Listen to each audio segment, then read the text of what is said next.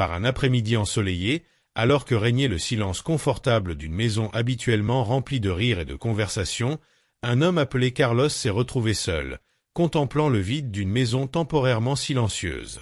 Le téléphone avait sonné plus tôt, mais il n'avait pas réussi à répondre à temps. En vérifiant l'identité de l'appelant, il n'a vu que le mot « Home » clignoter sur l'écran. Curieux, car il recevait rarement des appels de son numéro personnel, il décida de consulter le répondeur. En appuyant sur le bouton « Play », la voix de sa femme, Marcela, remplit la pièce. Mais ce n'était pas un message pour lui, c'était une conversation, un rire partagé, et une voix masculine inconnue remplissait les espaces entre ces mots. « Ne t'inquiète pas, il ne découvre jamais rien », dit-elle entre deux rires. Le ton était intime, complice. Un frisson d'angoisse parcourut l'échine de Carlos. Il met l'enregistrement en pause, essayant de digérer ce qu'il vient d'entendre. Sans perdre une minute, Carlos se précipita dans la chambre, où les papiers, habituellement rangés sur le bureau, semblaient avoir été retournés récemment.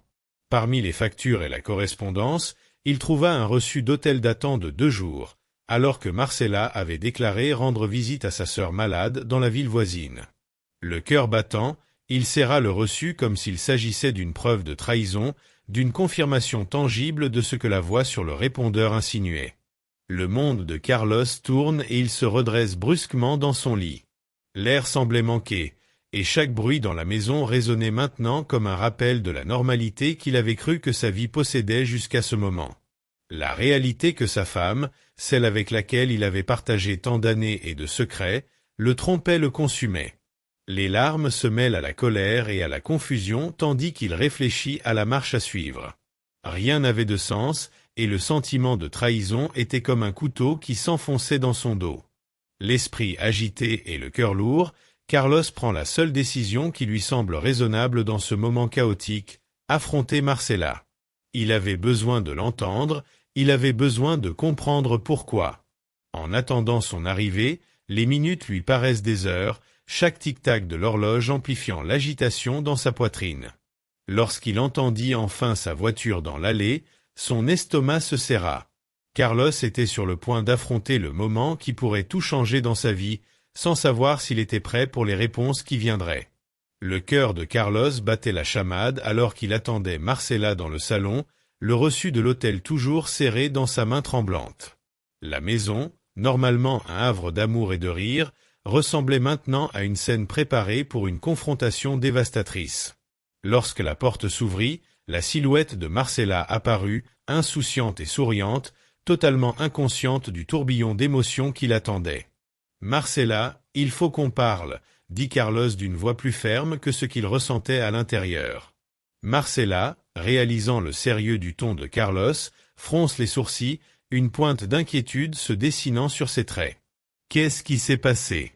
Tu me fais peur », dit-elle en posant ses clés et son sac sur la table.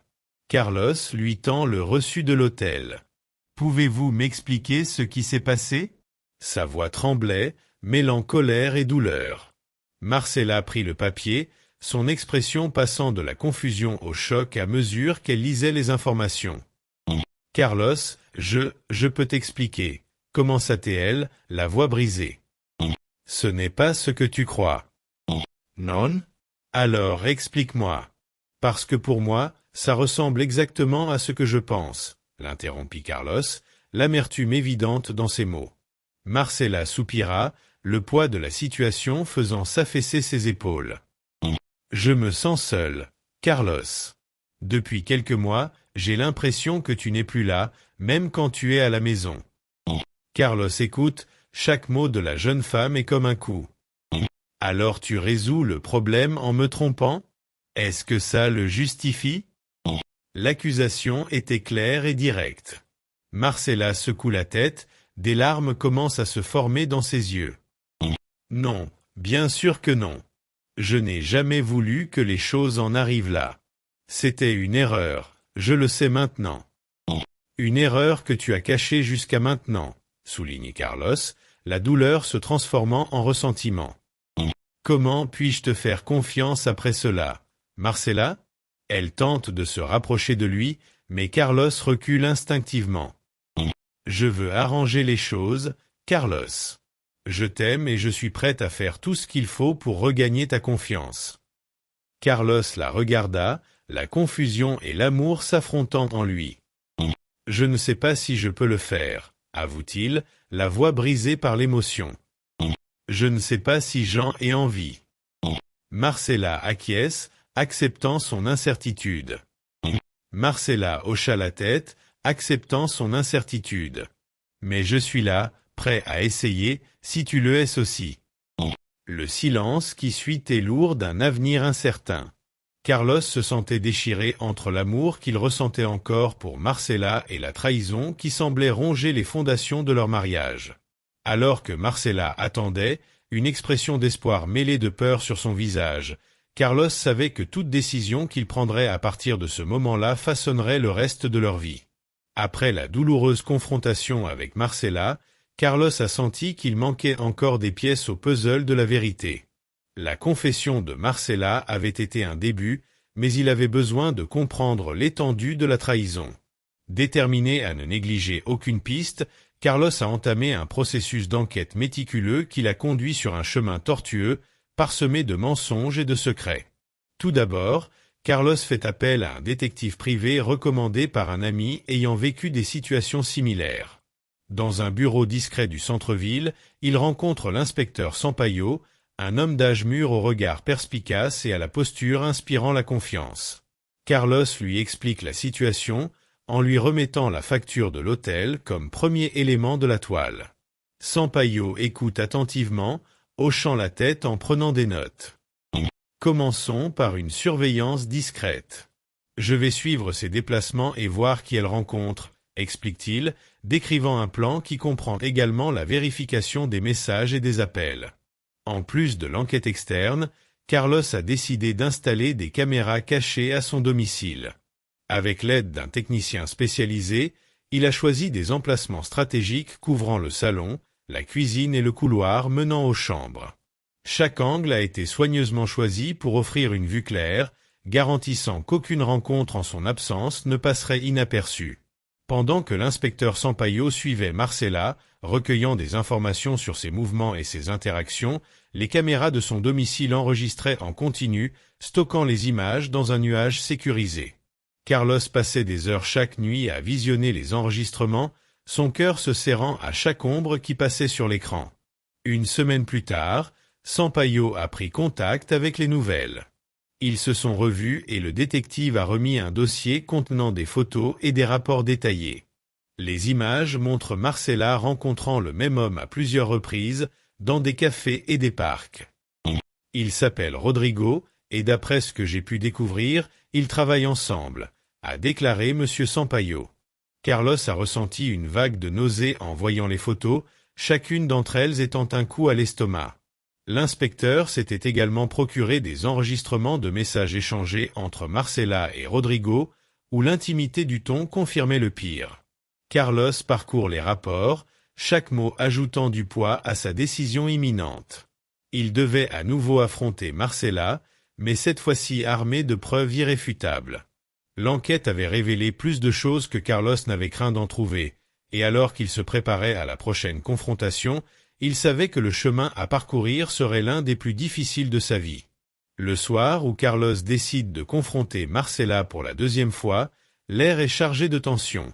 Les murs du salon, témoins de tant de moments heureux, semblaient se refermer sur lui. Assis sur le canapé, le dossier de preuves à côté de lui, il attend l'arrivée de Marcella, qui est en réunion de travail tardive, du moins c'est ce qu'elle a dit. Marcella est entrée dans la maison un peu après 9 heures du soir, l'air fatigué mais souriante.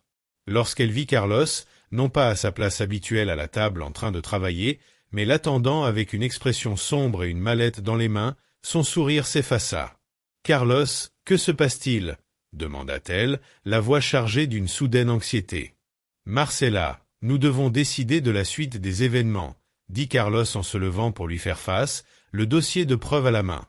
Il lui parla du détective, des caméras, des photos et des messages qu'il avait recueillis. Marcella écoutait, pâle, ses mains tremblantes couvrant sa bouche alors que des larmes commençaient à se former dans ses yeux. Je pensais que nous pourrions arranger les choses, que je pourrais pardonner et oublier, mais... Carlos s'est interrompu, la douleur transparaissant dans sa voix. Les mensonges ont continué, Marcela. Comment peut-on construire quelque chose sur des mensonges? Marcela s'effondre sur le canapé en sanglotant. Je suis désolé, Carlos. Je suis vraiment désolé. J'étais confuse, perdue. Je ne savais pas comment te dire ce que je ressentais, et puis tout s'est enchaîné si vite. Carlos s'assit à côté d'elle, le cœur divisé. Je t'aime toujours, Marcela, c'est ce qui rend les choses si difficiles. Mais je ne sais pas si l'amour est suffisant maintenant. La conversation se prolongea dans la nuit. Marcela supplie qu'on lui donne une chance de suivre une thérapie de couple, d'essayer de reconstruire ce qu'ils ont perdu. Carlos, bien que tenté par l'idée de récupérer son mariage, hésite, craignant que la confiance brisée ne soit irréparable. La pression exercée par leur famille, lorsqu'elles ont appris la nouvelle, n'a fait que renforcer leur décision. Les deux familles, traditionnellement proches et intégrées, sont intervenues. Les parents de Marcela ont demandé à Carlos de tenir compte de leur histoire commune, de leurs années d'amour et de camaraderie. La famille de Carlos, quant à elle, s'est surtout préoccupée de son bien-être émotionnel et de la possibilité de futures trahisons. « Tu ne peux pas abandonner », a conseillé le père de Marcela lors d'une réunion tendue en présence des deux groupes de parents. Le mariage est une question d'engagement, dans les bons comme dans les mauvais moments. La mère de Carlos, elle, lui a chuchoté à une occasion « Tu mérites d'être heureux, mon chéri. Si tu dois pour cela repartir à zéro, c'est ce que tu dois faire. » Après des semaines de réflexion, de thérapie et de nombreuses conversations longues et douloureuses, Carlos et Marcela sont parvenus à une compréhension difficile. Ils ont décidé d'essayer la thérapie de couple, mais à la condition que si les choses ne s'amélioraient pas dans les 6 mois, ils considéreraient le divorce comme une option valable. Il s'agissait d'un ultimatum, d'un délai pour guérir ou passer à autre chose, d'une étape précaire à la recherche d'un terrain ferme dans une relation ébranlée par la trahison et la douleur. Au fil des mois de thérapie, Carlos a commencé à ressentir un faible espoir de reconstruction. Marcela semblait réellement déterminée à réparer son mariage, assistant aux séances de thérapie avec lui et s'ouvrant à ses insécurités et à ses désirs. Les rires reviennent à la maison, même si Carlos ressent toujours l'ombre d'un doute, un fantôme silencieux dans ses moments de solitude. Un soir, alors que Carlos passait en revue quelques courriels avant d'aller se coucher, un nouveau courriel est arrivé. Il provenait d'un nom qu'il ne reconnaissait pas, mais l'objet du message avait attiré son attention. Information que vous devez connaître au sujet de Marcela. Le cœur battant la chamade, Carlos ouvre l'email et ce qu'il lit ensuite le laisse froid. L'email provenait d'une femme qui prétendait être l'ex-femme de Rodrigo, l'homme avec qui Marcela avait eu une liaison. Elle expliquait que Rodrigo avait l'habitude de séduire des femmes mariées et de s'en servir pour obtenir des avantages financiers et professionnels. Le plus choquant est l'accusation selon laquelle Marcela était au courant et que tous deux prévoyaient d'utiliser Carlos pour une escroquerie financière, en profitant de sa position dans une entreprise technologique prospère. Carlos a eu l'impression que le sol se dérobait sous ses pieds. L'esprit en ébullition, il a confronté Marcela à ces accusations le lendemain matin. Elle nie avec véhémence, les larmes aux yeux, jurant qu'il ne s'agit que d'un mensonge cruel de la part d'une femme aigrie. La lutte intérieure de Carlos devient presque insupportable. D'un côté, l'amour qu'il éprouve encore pour Marcela le pousse à croire en son innocence. De l'autre, la colère et la suspicion lui soufflent qu'il est à nouveau trompé. Les semaines qui suivent sont une véritable torture émotionnelle pour Carlos, qui pèse chaque regard et chaque mot de Marcela. Déterminé à découvrir la vérité, Carlos a engagé un enquêteur pour vérifier minutieusement les allégations. L'enquêteur a confirmé que Rodrigo avait des antécédents douteux, mais n'a trouvé aucune preuve concrète que Marcela était impliquée dans un complot contre Carlos. Face à ces informations, Carlos a dû faire un choix douloureux. Après mûre réflexion, Carlos décide d'accorder à Marcela le bénéfice du doute, de choisir la voie du pardon et de la seconde chance, mais avec des réserves. Il lui propose de poursuivre la thérapie et de renforcer la transparence dans leur relation. Marcella accepte, soulagée et déterminée à reconstruire la confiance qu'elle a perdue. Cette décision a un coût. Carlos sait que, même s'il a choisi de pardonner, l'ombre du doute ne disparaîtra peut-être jamais complètement. Il s'est engagé à travailler sur son pardon et sa confiance, mais en lui, une petite flamme de vigilance restera toujours allumée, un rappel silencieux des cicatrices que la trahison a laissées dans son cœur. Après des mois de tentatives tumultueuses de réconciliation et de thérapie, les incertitudes et les nouvelles révélations ont finalement conduit Carlos à une décision douloureuse mais nécessaire, le divorce. La complexité de ses sentiments, associée à un manque de confiance persistant, était devenue insupportable, et il savait qu'il devait aller de l'avant, à la fois pour son bien-être et pour sa santé mentale. La procédure de divorce n'a pas été facile. Carlos et Marcella ont dû faire face non seulement aux questions juridiques, mais aussi aux répercussions émotionnelles de leur décision. L'une des questions les plus délicates était la garde de leurs 2 jeunes enfants, Lucas et Sofia. Carlos, craignant l'impact d'un environnement potentiellement instable avec Marcella, s'est battu pour obtenir la garde complète, tandis que Marcella a fait valoir que l'échec de son mariage ne devait pas la priver du droit d'être une mère à plein temps. Les séances de médiation ont été chargées d'émotions et de tensions. Les médiateurs ont travaillé avec Carlos et Marcella pour établir un accord de garde partagé dans lequel les 2 parents passeraient beaucoup de temps avec les enfants.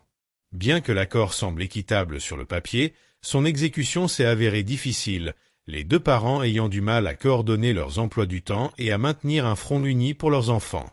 Les familles de Carlos et de Marcella, toutes 2 très impliquées dans leur vie, ont également été affectées par le divorce.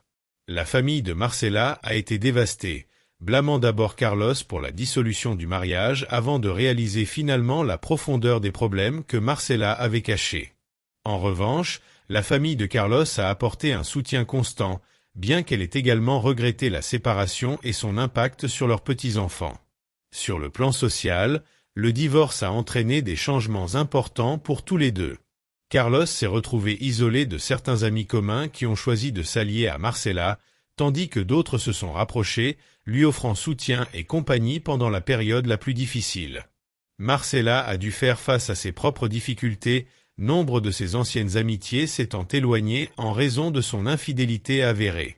Elle s'est souvent retrouvée jugée et marginalisée dans son cercle social, ce qui l'a amenée à chercher de nouveaux amis qui accepteraient sa version des faits. Sur le plan juridique, le divorce s'est soldé par un partage équitable des biens, mais la procédure a été loin d'être simple. Les négociations pour savoir qui aurait la maison, comment diviser les comptes d'épargne et même qui aurait la voiture familiale ont ajouté des couches de tension aux interactions déjà tendues entre Carlos et Marcella.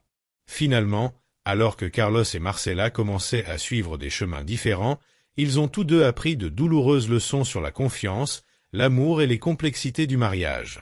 Pour Carlos, l'avenir semblait incertain, mais il y avait une promesse de renouveau et peut-être, finalement, l'occasion d'aimer à nouveau. Pour Marcella, c'était l'occasion d'une réflexion et d'un développement personnel, et l'espoir qu'avec le temps, elle pourrait reconstruire sa vie et rétablir sa relation avec ses enfants.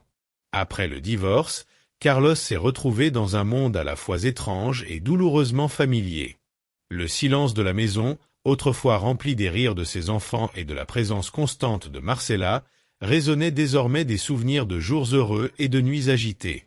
Cependant, ce silence a également offert à Carlos l'opportunité d'une introspection et d'un développement personnel.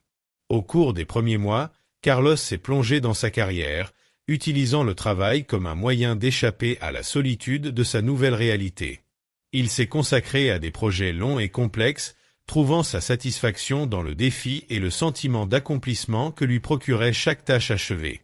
Cependant, il savait que ce n'était pas une solution à long terme et que, tôt ou tard, il devrait faire face à la douleur émotionnelle qui n'avait été que temporairement mise de côté. C'est au cours de cette période d'introspection que Carlos a décidé de consulter un psychologue. Il a rencontré chaque semaine un thérapeute qui l'a aidé à démêler les fils enchevêtrés de son mariage défaillant et à reconnaître les schémas qui l'avaient peut-être conduit à ignorer les signes de difficulté. Ces séances sont devenues un refuge pour Carlos, un espace sûr où il a pu apprendre à pardonner non seulement à Marcella, mais aussi à lui-même. Parallèlement, Carlos a commencé à redécouvrir ses passions qui avaient été négligées. Il s'est remis à la photographie, passant ses week-ends à explorer des paysages naturels et urbains, capturant des moments de beauté qui semblaient parler directement à son cœur en voie de guérison.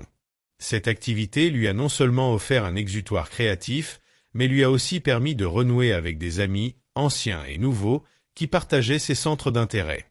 Tout en se reconstruisant, Carlos s'est efforcé d'être un père encore plus présent pour Lucas et Sofia. Il a mis en place une routine qui lui permettait de passer le plus de temps possible avec ses enfants pendant les jours de garde partagés. Des jeux dans le parc aux séances de cinéma à la maison, chaque moment était précieux et permettait de renforcer les liens que le divorce avait inévitablement mis à mal. Quant à l'amour, Carlos hésite. L'idée de s'ouvrir à nouveau à quelqu'un d'autre lui semble intimidante. Mais le destin a une façon particulière d'intervenir. C'est lors d'une exposition de photographie, un événement auquel il a failli ne pas assister, que Carlos a rencontré Elisa. Cette écrivaine explorait l'intersection entre l'image et le texte pour son prochain livre. Quelque chose dans la façon dont Elisa parlait de son art, avec une passion qui reflétait la sienne, a donné à Carlos l'envie d'en savoir plus sur elle. Au début, ils ont échangé des idées sur l'art et la créativité, mais rapidement les conversations sont devenues plus profondes, explorant les espoirs, les peurs et les rêves futurs. Elisa, avec sa douce compréhension et sa vision empathique, est lentement devenue une partie importante de la vie de Carlos. La méfiance de Carlos s'est transformée en admiration, et l'admiration s'est transformée en quelque chose de plus profond, quelque chose qu'il n'était pas sûr de ressentir à nouveau, l'amour. Le rétablissement de Carlos après le divorce n'a pas été un parcours linéaire. Il y a eu des jours de revers et des nuits de doute. Cependant, à chaque pas en avant, il s'est trouvé plus résistant, plus ouvert et plus préparé à embrasser ce que la vie lui apporterait ensuite. En Elisa, il a trouvé non seulement un nouvel amour, mais aussi la promesse d'un nouveau départ et la confirmation qu'après la tempête, aussi violente soit-elle, il peut toujours y avoir un renouveau.